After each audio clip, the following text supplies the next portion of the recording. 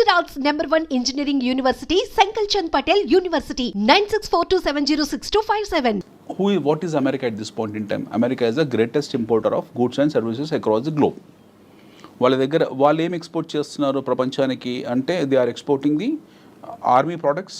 ప్రపంచం మొత్తాన్ని కూడా ఆర్మీ ప్రొడక్ట్స్ ఎక్స్పోర్ట్ చేస్తున్నారు. 1 ఐటీ ప్రొడక్ట్స్ ఎక్స్పోర్ట్ చేస్తున్నారు. 2 ఆటోమొబైల్ ఎక్స్పోర్ట్ చేస్తున్నారు. 3 సో ఈ 3 లేకుంటే ప్రపంచం బ్రతకదా అంటే బ్రతుకుతుంది హ్యాపీగా బతుకుతుంది. ప్రపంచానికి వచ్చిన నష్టం ఏం లేదు. Whether America exist or not doesn't matter for the world. America లేనప్పుడు కూడా ప్రపంచం ఉంది, అమెరికా తర్వాత ప్రపంచం ఉంటుంది. సో ఈ తాలూకు థాట్ సెట్ని వీళ్ళు సెట్ చేసుకున్నారు. ఈ థాట్ ప్రాసెస్ వీళ్ళకి అర్థమైపోయింది. Trump and is earlier regime the understood now globe is becoming nowhere, what you call, dependent on us. They are becoming independent. China has become independent. India upcoming emerging కాబట్టి మనకి పెద్ద issue లేదు ఇండియాతో. But whereas Europe self సఫిషియెంట్గా ఉన్నారు. అన్ని దేశాలకు domestic consumption story ఉంది. మేము ఎక్కువ ఇంపోర్ట్ చేసుకుంటున్నాము అన్న థాట్లో ఆల్రెడీ వాళ్ళు ఉన్నారు. Now Trump has given whistle blow to entire US nation. Make America great అనేది.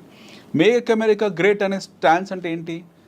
America he's lost its greatness and Trump himself he's appealing to the world that మేము ఒకప్పుడు చాలా గొప్ప వాళ్ళము, మా గ్లోరీ పోగొట్టుకున్నాం, మళ్ళీ మా దేశాన్ని మా దేశాన్ని పునర్నిర్మించుకుంటున్నాము. ఈ ప్రాసెస్లో మేము చాలా స్ట్రాంగ్గా ఉంటాము. మేము దిగుమతి సుంకాలు విధిస్తాము. ప్రపంచంలో ఎవడేమి వస్తువుని మాకు పంపించినా సరే we're going to tariff them అని చెప్పాడు. వాళ్ళ సిస్టర్ కంట్రీ అయిన కెనడాని కూడా వాళ్ళు డి నాట్ స్పేర్. ఓకే, నిన్నగాక మొన్న 3-4 days బ్యాక్ ట్రంప్ ఇది వచ్చింది, ఏది ఒక ట్వీట్ వచ్చింది. So I'm sure, I mean వాళ్ళు ఏ స్థాయికి వెళ్ళిపోతున్నారు, వాళ్ళ మైండ్ సెట్ ఎలా ఉంది. Trump, let's keep Trump. There are 2 perspectives. Trump as a president, ఆయన ఒక స్టేట్స్ మ్యాన్, ప్రెసిడెంట్, అగ్రరాజ్యానికి ఆయన రాష్ట్రపతి, అది పక్కన దేశాధ్యక్షుడు పక్కన పెడతాం. ట్రంప్ యాజ్ ఎ ఇండివిజువల్ ఇప్పుడు మాట్లాడుకుందాం మనం. ఒక అమెచ్యూర్ ఇండివిజువల్గానే మాట్లాడుకుందాం. అతను ఒక పెంకితనం, టెంపరితనం లేదా ఒక అల్లరితనం ఇవన్నీ ఆయన ట్వీట్స్ ద్వారా ఆయన చెప్పుకుంటాడు. మొన్న ఒక 4 days బ్యాక్ చెప్పాడు రెసిషన్ పరిస్థితి ఏంటనంటే America may not escape from recession, మనం రెసిషన్లోకి వెళ్తాం మేము అన్నాడు. అదే రోజు రాత్రి వాళ్ళకి $4 trillion మార్కెట్ క్యాపిటలైజేషన్ వైపౌట్ అయిపోయింది. They lost 4%, 5%. సో ట్రంప్ ఎవరికి ఏం ప్రత్యక్షంగా డ్యామేజ్ చేయాల్సిన అవసరం లేదు. ఆయన నోరు చాలు, సెల్ఫ్ గోల్స్ వేసుకుంటుంటాడు. Self goals. ఆయన నోరు చాలు. ఇది ఇస్ అ బిగ్ టైమ్. ఆయన నోరు ఒక పెద్ద లౌడ్ స్పీకర్ అనమాట. ఆయన ఇచ్చే స్టేట్మెంట్లు చాలు which will damage their own economy.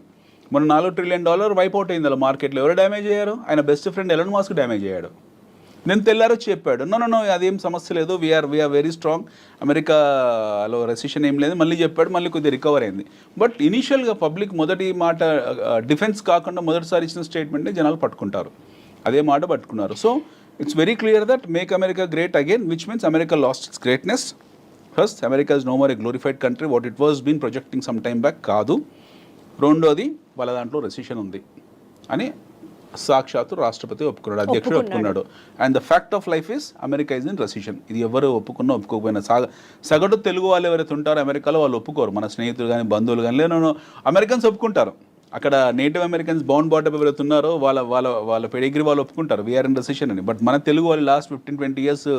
One thing what మీరు చెప్పిన దాని ప్రకారం నాకు అర్థమయ్యేది ఏంటంటే make America great or America first అన్న స్లోగన్కి ఇంకా వాళ్ళే చెప్పుకోవాలి తప్ప ఆ మాట it is nowhere first or need not to be so great to us to really take inspiration from America. అమెరికాలో $87 తీసి పక్కన పెడితే what is America for us? Absolutely $87 తీసి so much of skill force is moving from India and supporting America. Absolutely.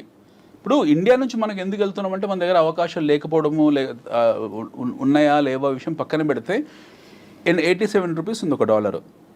గతంలో వెళ్ళిన వాళ్ళందరూ 40-45లో 30-35లో వెళ్ళారు. అప్పుడు కూడా ఈవెన్ 20 years బ్యాక్ కూడా మేము ఇట్ వాస్ 22-23 ఉన్నప్పుడు వెళ్ళిన వాళ్ళందరికీ కూడా డాలర్ చూసే వెళ్ళారు. వీళ్ళకి ఏం ఎమోషనల్ అటాచ్మెంట్ కాదు, అక్కడ డబ్బులు ఎక్కువసమే వెళ్ళారు. ఉద్యోగరీత్యా why churn will happen, why job hopping will happen. నేను ఒక జాబ్ చేస్తున్నాను, నేను ఉద్యోగం మారాను. ఎందుకు మారాను? నాకు ఎక్కువ జీతం ఇస్తే మారుతాను. నాకు నా పోస్టింగ్ ఏ అస్సాంలోనో బెంగాల్లోనో ఏ గుజరాత్లోనో ఇస్తే వెళ్ళకుండా ఉంటానా? I will go and work there because I'm paid high. Similarly ఇక్కడ ఉన్న టాలెంట్ ఎవరైతే ఉన్నారో వాళ్ళకి ఎక్కువ జీతాలు వస్తున్నాయి. అక్కడ ఆ ఎక్కువ జీతాలకు వెళ్ళారు.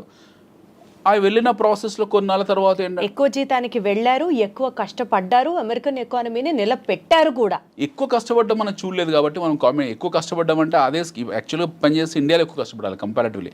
హైర్ అండ్ ఫైర్ ఎక్కువ ఇండియాలో ఉంటుంది, ఎక్కువ గొడ్డు చాకిరి మన దగ్గరే ఉంటుంది. మీరు బెంగళూరు ఐటీ సెక్టర్స్ చూస్తే మనకు అమెరికన్ కంపెనీస్లో, అమెరికాలో పనిచేసే కంపెనీస్లో ఉన్నన్ని ఫెసిలిటీస్ ఇండియాలో ఏమీ లేవు కంపారిటివ్లీ. అమెరికన్ కంపెనీస్లో అక్కడ ఆన్షోర్లో పనిచేసే వాళ్ళు ఎవరుతున్నారో they have fantastic lifestyle. వాళ్ళ హెచ్ఆర్ పాలసీలు కానివ్వండి, వాళ్ళ ఇంటర్నల్ సెక్యూరిటీస్ కానివ్వండి, ఎంప్లాయీ కేర్ కానివ్వండి, లేకపోతే వాళ్ళ వర్క్ లైఫ్ బ్యాలెన్స్ కానివ్వండి, కంపారిటివ్లీ మనం నోవేర్. ఓకే, మన దగ్గర వారానికి 90 గంటలు పనిచేయాలని నారాయణమూర్తి అంటాడు, 100 గంటలు పనిచేయాలని ఇంకోడో అంటాడు. Okay, this shows their immaturity. మన ఇమ్మెచ్యూరిటీ ఇక్కడ చూయించుకుంటాం. మన సీఈఓలు ఎక్కడో కూర్చుంటాడు, హాలిడేస్లో వాడు భార్య పిల్లలతో ఉంటాడు, ఇక్కడ మెసేజ్ పెడతాడు we have to work for 100 hours in a week అని చెప్పి. So this is our immaturity. You find this in American companies? No, they are extremely matured. Okay, so వీళ్ళు వెళ్ళే వాళ్ళు ఒక హైయెస్ట్ శాలరీ అనే కాదు, మంచి వర్క్ లైఫ్ బ్యాలెన్స్ ఉంటుంది, మంచి ఎన్విరాన్మెంట్ ఉంది, మంచి ఎకాలజీ ఉంది, మంచి మీకు ఎమిషన్ ఉండదు, గుడ్ లైఫ్ ఉంది, ఇవన్నీ రకరకాల కారణాలు ఉన్నాయి అక్కడ. They are peace of mind comparatively ఉంది. They are stable there. అక్కడ వెళ్ళారు, కష్టపడ్డారు, సంపాదించుకున్నారు. ఒక జనరేషన్, సెకండ్ జనరేషన్, ఇప్పుడు మన వాళ్ళు ఐటీ వాళ్ళు Y2K తర్వాత సెకండ్ జనరేషన్ రన్ అవుతుంది. They are happily settled there. So more or less there are American citizens. వాళ్ళు భారతదేశాన్ని పెళ్లి పేరెంటల్కి వచ్చి వెళ్ళినా సరే వాడికి ఇక్కడ ఎమోషనల్ అటాచ్మెంట్ అంత గొప్పగా ఏమి ఉండదు. ఉండొచ్చు. Most of our Telugu people have affinity towards their political agenda కాబట్టి ఉండొచ్చు. బట్ అదర్వైజ్ అంత ఏమి ఉండదు. They are more or less like American citizens. ఇప్పుడు కొత్తగా వెళ్ళే ఏదైతుందో చీప్ లేబర్ ఏదైతుందో, ఈ ఎగుమతి అవుతున్న చీప్ లేబర్ ఏదైతుందో, ఇందులో కొన్ని చెక్ పాయింట్స్ పెట్టారు, కొన్ని బ్యారికేడ్స్ పెట్టారు. The now is very clear. ఎవడు పడితే వాడు ఇన్ఫిల్టర్ అవ్వడం కుదరదు. యాక్చువల్లీ మంచి విషయమే. ఫిల్టర్స్ పాయింట్స్ పెట్టి ఎక్కడికక్కడ ఎవరు ఎలిజిబుల్లో, ఎవరు వెళ్ళాలనుకుంటున్నారో వాళ్ళని మాత్రమే పంపించడం వరకు ఇట్ ఈస్ అప్రిషియబుల్. కానీ ఇందాక మీరు మాట్లాడుతూ టారిఫ్ గురించి ఒక మాట మాట్లాడారు. China has been very adamant stating that మేము ఇంతే, if you want to buy anything from us you can, if not లేదు. But we Indians, despite of exporting so much to US and despite of giving US also so much of market, మనం కూడా వాళ్ళ నుంచి తీసుకుంటూ having those economic ties and all, China అంత అడమెంట్గా why is like India not able to stand? China is more or less at par with America in terms of their military capabilities. I wish India also could rise to that standard. We wish India could rise, but it may take another 100 years. మనం let us be very practical. ఆ టైంకి వాళ్ళు మనకన్నా ఇంకో 100 ఏళ్ళు ముందు ఉంటారు. Okay, మన జర్నీ స్టార్ట్ అయిందే 1991 తర్వాత, ఆఫ్టర్ న్యూ ఎకనామిక్ రిఫార్మ్స్ తర్వాత. We started a journey after 1991. Thanks to our former Prime Minister Bharat Ratna Shri P.V. Narasimha Rao garu. ఆయన పెట్టిన భిక్ష మనకు. At least we're sitting in this room and seeing this cameras and all. 1991 కన్నా ముందు మన parents ఎవరైతే ఉన్నారో వాళ్ళకి ఈ కెమెరాస్ తెలియదు, ఈ లైఫ్ స్టైల్ తెలియదు. Whereas in America and all this place are far ahead from us. 1991 కన్నా ముందు మన దేశంలో ఏముండదు, వంచి కొట్టే చేతకు ఉండేది bikes. I think you must be a kid that point in time. Even I was a kid. అప్పుడు ఏముండేది మన కళ్ళ ముందు? బజాజ్ చేతకు ఉండేది. స్టార్ట్ అయ్యేది కదా, దాన్ని బెండ్ చేసి వంచి దాన్ని స్టార్ట్ చేయాలి. రాజుతూ ఉండేది, మోకాలు దెబ్బలు తగిలేవన్నీ కూడా. ఈ జీవితం అది. లైసెన్స్ రాజు ఉండేది, మనకి ఎవడు పర్మిషన్లు ఇచ్చేవాడు కాదు. ఇది ఇండస్ట్రీ పెట్టుకోవాలన్నా సరే, ఇలాంటి స్టూడియో పెట్టాలన్నా సరే లైసెన్స్ రాజుకే వెళ్ళాలి. So we are in pathetic primitive conditions. ఒక మాట చెప్పండి, మీరు చెప్పినట్లు పెథటిక్ కండిషన్ నుంచి సెల్ఫ్ సస్టైనబుల్ కండిషన్ కి ఎదుగుతున్నాం అనుకుందాం కాసేపు. ఈ టారిఫ్ తగ్గించడం అనేది, డూ యూ ఫీల్ తగ్గిస్తే no doubt US will be happy? Point number 2, ఇండియాలో కూడా ఎక్కువ అమెరికన్ బ్రాండ్స్ రావడం కానీ, ఆర్ ఇప్పుడు మన లోకల్ బ్రాండ్ వెహికల్ వాడడం కన్నా we would be always incline to use another branded vehicle from which is exported from another country or kinds like that. There's a human tendency what we're talking about. ఈ నేపథ్యంలో penetration of more brands into the Indian market because tariffs తగ్గించడం వల్ల, do you see a win-win situation there, or India is definitely going to lose money if you reduce the tariff? No, see, I'll tell you, after 1991 what happened, indigenous గా మనకి ఎంత industry ఉంది. మన industry చాలా చిన్నది. Be it automobile, be it FMCG, be it bar in textile.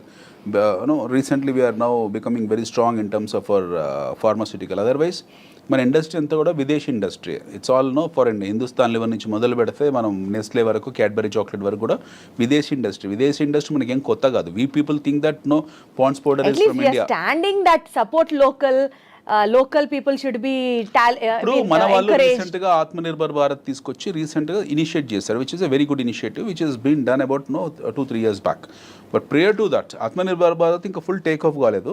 But prior to that or at this point in time మన ఒంటి మీద వస్తువులు, ఈ కెమెరాలు, సెట్టింగ్స్, ఎవ్రీథింగ్ ఈజ్ ఇంపోర్టెడ్.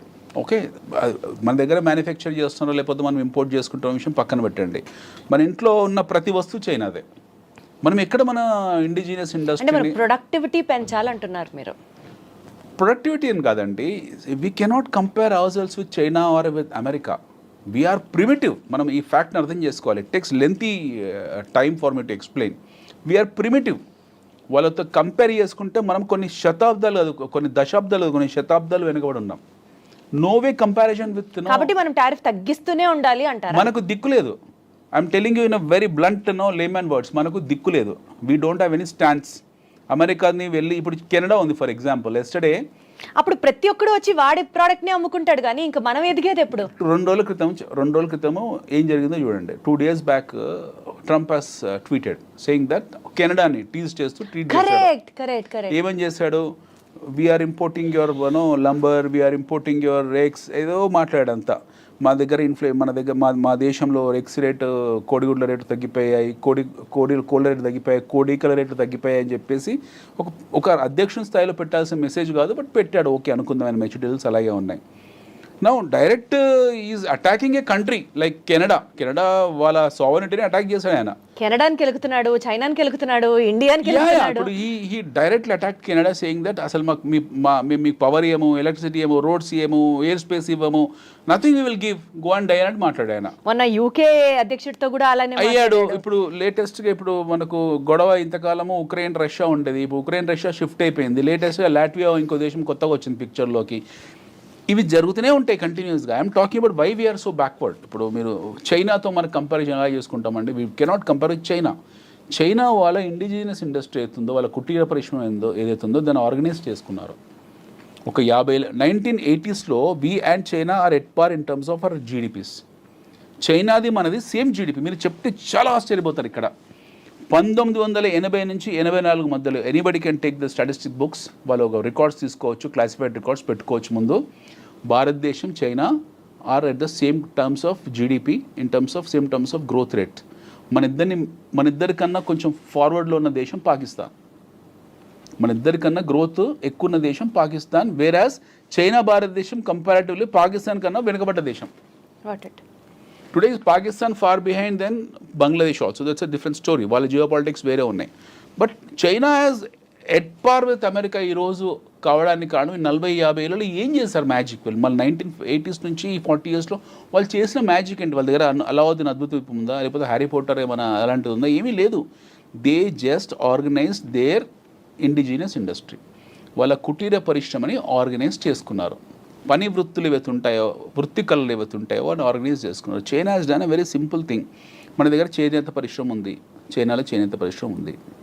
మన దగ్గర బొట్టు బిళ్ళల పరిశ్రమ ఉంది, వాళ్ళ దగ్గర బొట్టు బిళ్ళల పరిశ్రమ ఉంది. గాజుల పరిశ్రమ మన దగ్గర ఉంది, వాళ్ళ దగ్గర ఉంది. బ్యాంబూ మన దగ్గర ఉంది, వాళ్ళ దగ్గర ఉంది. What the world wants, China started developing. They made everything organized. Everything as a special economic zone. ప్రతి వ్యాపారాన్ని స్పెషల్ ఎకనామిక్ జోన్ కింద తీసుకొచ్చి పెట్టారు. వాటికి సంబంధించిన ఫెసిలిటీస్ ఏర్పాటు చేశారు. వాటి మార్కెట్ని ఐడెంటిఫై చేశారు. ఆ మార్కెట్ నీడ్స్ని దృష్టిలో పెట్టుకున్నారు. ఇక్కడ ఉత్పత్తులు తయారు చేశారు. అందరు అక్కడ ఉన్న ప్రజలందరికీ పని చేసుకోవడానికి పని కల్పించారు. అందరు వెళ్ళి పని చేయడం మొదలుపెట్టారు. ఉత్పత్తి వ్యవస్థ పెరిగింది. The production has increase. Then they started focusing on productivity. ముందు ఉత్పత్తి మీద ఫోకస్ చేశారు, తర్వాత ఉత్పాదకత, ప్రొడక్టివిటీ పెంచారు. ఆ దేశంని టార్గెట్ చేశారు. ఆ దేశంకి వస్తువులు డంప్ చేయడం మొదలుపెట్టారు. So now what happened? అమెరికాలో ఏం జరిగింది? అమెరికాకు వెసులుబాటు చైనా ఇవ్వలేదు. వాడు సొంతంగా పరిశ్రమ పెట్టుకునే అవకాశాన్ని చైనా వాడు ఇవ్వలేదు. They made American to get use to Chinese products. Chinese వస్తువుల్ని వాళ్ళు అలవాటు పడేలా చేసేసారు కంప్లీట్గా. చైనా లేకపోతే అమెరికా లేదు ఈరోజు in terms of goods and services, at least in goods. So he could be as adamant as possible. So ఇలా వస్తువుల్ని పంపించుకుంటూ వెళ్ళారు చైనా వాళ్ళు. ప్రపంచంలో ప్రతి దేశం ఒక మార్కెట్ లాగా చూస్తారు. ఆ మార్కెట్ని మళ్ళీ క్లాసిఫై చేశారు. ఫర్ ఎగ్జాంపుల్ మన దేశం ఉంది. మన దేశం అనేది చైనాకు ఒక మార్కెట్. మళ్ళీ దీన్ని క్లాసిఫై చేసుకుంటారు. దీన్ని క్లాసిఫై చేశారు. హైదరాబాద్ మార్కెట్కి ఏం కావాలి? మాంజాలు కావాలి. కైట్స్ ఫెస్టివల్ జనవరిలో పతంగుల పండుగ వస్తుంది, మాంజాలు కావాలి. So they started supplying so గాలిపటాలు కావాలి. దే స్టార్టెడ్ సప్లైయింగ్ గాలిపటాలు. ప్రపంచానికి ఏది అవసరమో ఏది అవసరం కాదు. They went to very micro level వెళ్ళి అక్కడ నీడ్స్ని గుర్తించి ఆ నీడ్స్ని వాళ్ళే తయారు చేస్తారు. మన దగ్గర మనం పెట్టుకునే పోస్టిటీలు వాళ్ళే తయారు చేస్తారు. మన గాజులు వాడే చేస్తున్నాడు, ఇంట్లో మగ్స్ వాడే చేస్తున్నాడు. మన యుటెన్సిల్స్ మొత్తం చైనా వస్తువులే కదా.